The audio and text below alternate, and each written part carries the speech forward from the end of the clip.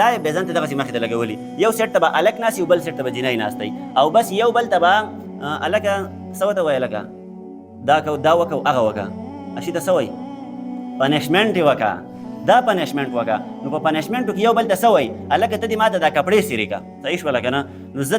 د مسلمان دې غیرت ته زه حیران یم چې دا په کم طرف باندې لاړو چې د مسلمانه لور دغه شي ته ناسته ده او مسلمان زوی ناست دی او دغه مسلمان زوی رالګي د مسلمان لور ته وایي چې دا کپړې وشله دا زما پنشمنټ دی که دا دې ونه شلولی نو تا به میچ بیللی نبي علیه صلات وسلام وفرمایل وایي اخره زمانه چې کله راشي نو وایي زما د امت دا خلک به په یهودیانو پسې داسې ور رواني چې یهودیان کم یو کار کوي دو به ورسره هغه کار کوي که چېرته دا یهودیان په یو سوړه باندې ورننوځي په یو سوري کې نو دا زما د امت د اخرني خلک به په هغه سوړه باندې په هغو پسې ورننوځي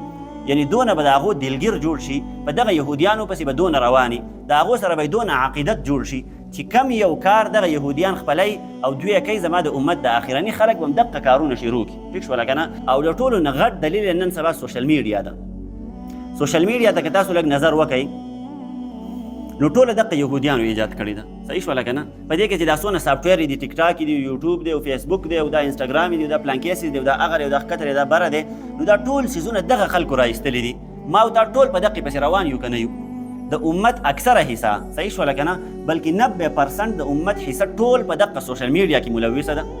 په دغه کې اخته شوې ده او که 90% نه نو دا 80% خو خامخه د یقین دهاني ده موږ ته چې یاره هر سړی په دغه څیز پسې ور روان دی او تاسو ته یې مخې ته د ټولو نه غټ دلیل یې ټیک ټاک دی تاسو دا ټیک ټاک لږ وګورئ که نه اکثر خلک دلته خو داسې مشران به پېژني هم نه چې لکه دا ټیک ټاک پکې لاسي شی دی صحیح شوله که نه او یا دا یوټیوب پکې لاسي شی دی او دا فیسبوک څه شی دی انسټاګرام څه شی دی په دې څیزونو باندې یو مشران نه پوهېږي خو زما او ستا په کور کې چې واړه بچي دي کم هغه د دغه ټیک ټاک نه دونه خبر دي چې ما او تا ته دونه نه یو خبر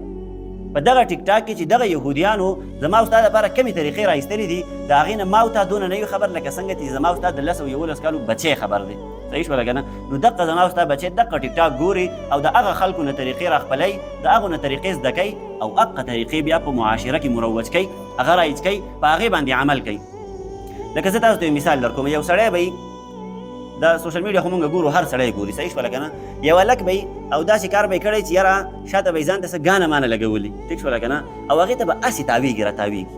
ګډېږي به هم نه صحیح شوله که نه هغه د بجلیګر مولوي صاحب خبره وایي تاسو ولې ګډېږئ څه چل شوی دی څه چل شوی دی وایي د مور وادم دی که د نیا وادم دی چې تاسو ګډېږئ څه مسله راغلې ده څه چل شوی دی صحیح شوله که ځان ته به یې ګانه لګولي شاته به یې څه میوزیک لګولی او بس هغې ته به هسې تاویږي ګډېږي هم نه ټیک شوله بس داسې لاړ شه او داسې راشه او داسې په قلاره سلو موشن یې پکې کوه او بس وایرل به شي وایي صحیح شوله که نه نو د وایرل کېدو په نشه کې بیا داسې قسمه کارونه وکړي چې هغه د زندګۍ د هلاکت سبب وګرځي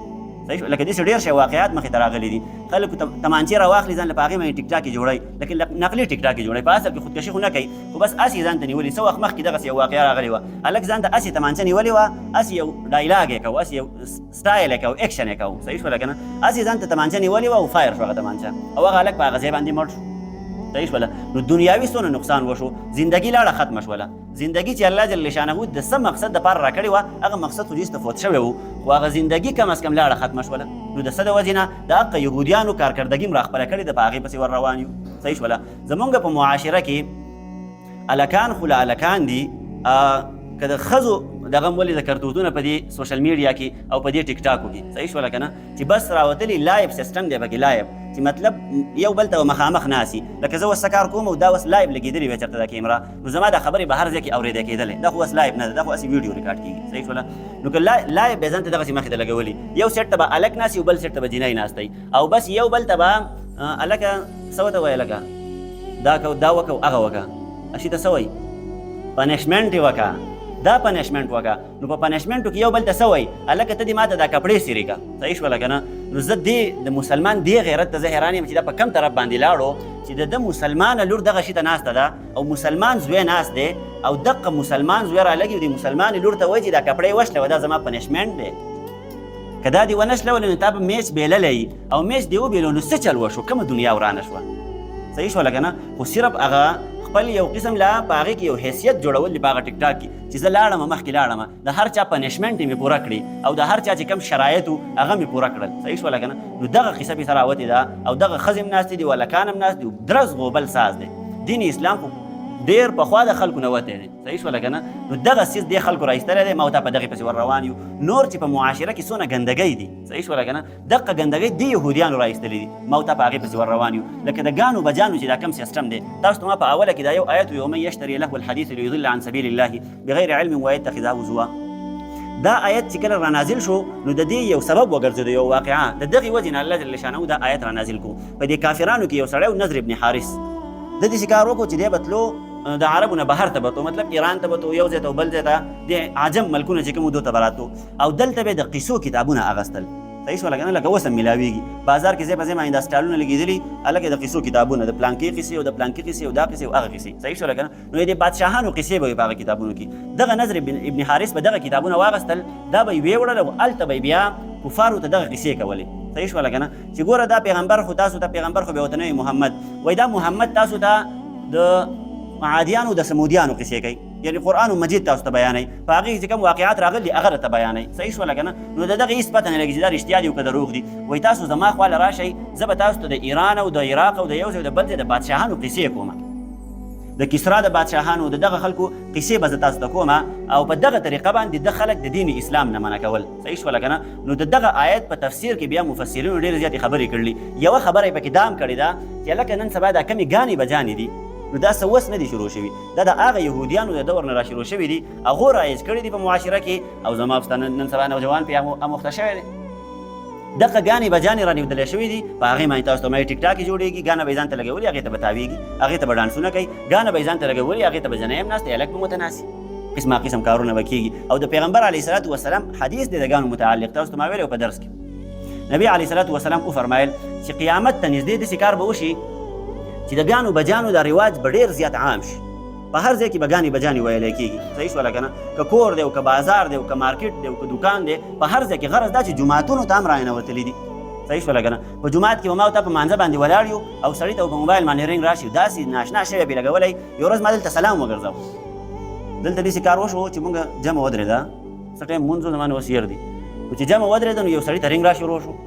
نو ما خو ډېر زیات ځان راټینګ کړو، انسان دی. صحیح شوله؟ وسوسه خو هر چاته راځي، سوچ فکر هر چاته راځي په مانځه کې. پیغمبر علیه صلات وسلام ته وسوسه راغلې ده په مانځه کې.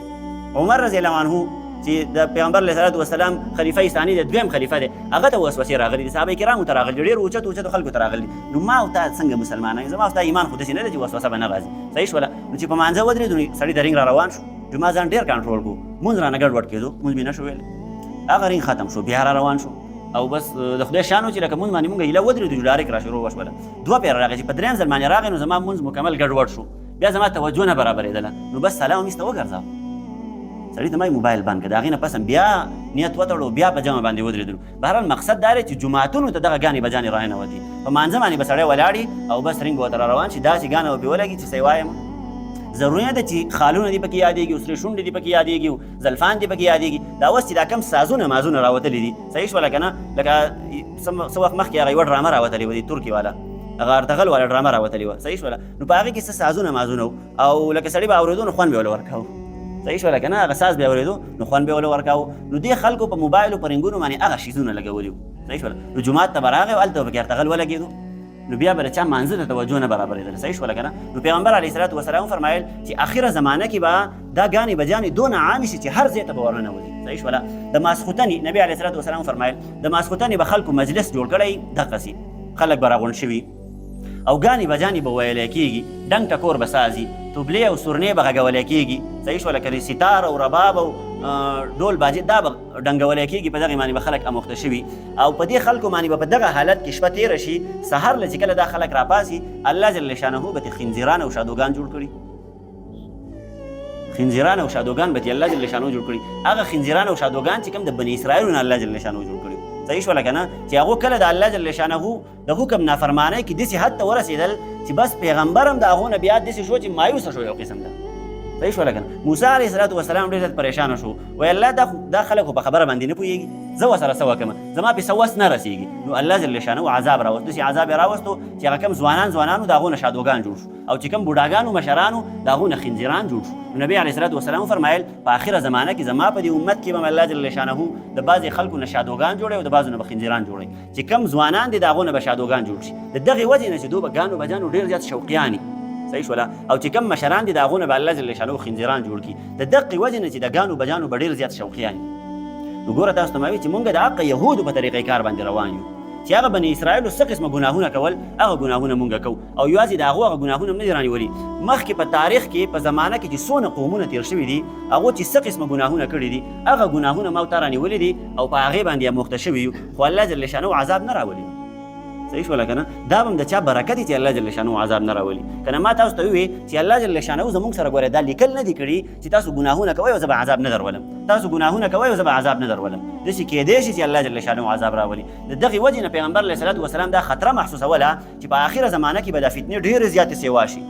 خلک به ډېر زیات د حد نه تجاوز وکړي خلک به خپې پرېږدي او په سرونو باندې به روان شي د دغې وجې نه پیغمبر علیه صلات وسلام د اخرې زمانې هغه نښې نشانۍ موږ ته راوښودلې صحیح شوله که نه نو دین اسلام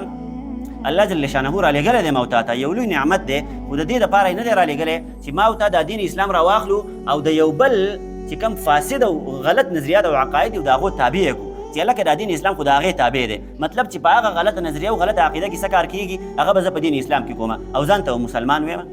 مسلماني خو دې ته نه ویلی کېږي که مسلماني چا دې ته وویله زه به ځان جرم کړم راشي زما د جرم واخلي صحیح شوله که نه هر قسمه ګناهونه کوه هر قسمه کوتاهیانې کوه هر قسمه د الله جل شانه نافرماني کوه بیا هم ځان ته مسلمان وایه